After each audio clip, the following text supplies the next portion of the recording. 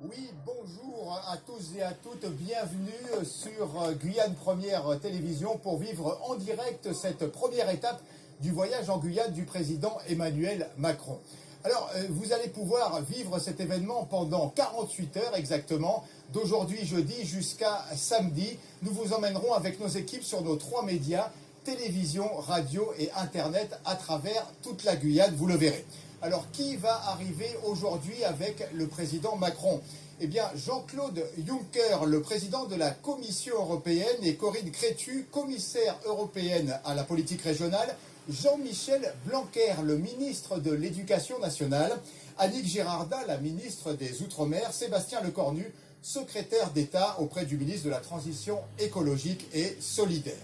Alors, il faut savoir également qu'un tel voyage emmène dans son sillage également de nombreux directeurs d'administration. C'est le cas par exemple d'Éric Morvan, le directeur général de la police nationale, ou encore d'Antoine Goblet, le directeur de l'évaluation de la performance et des affaires financières et immobilières. Alors, il s'agit de la 3e visite du président Emmanuel Macron en Guyane. La première, c'était en août 2015, en tant que ministre de l'économie, 3 jours, donc une visite de 3 jours en août 2015. La deuxième, en décembre 2016, en tant que candidat pour La République En Marche. Et enfin, la 3e visite, c'est donc celle-ci, en tant que président de la République, la première visite du chef de l'État dans un département d'outre-mer, dans un territoire ultramarin, donc en outre-mer. Alors, quel est le programme de cette visite? Tout de suite, ici, après l'arrivée du président Macron, le président va donc arriver avec l'ensemble des personnalités.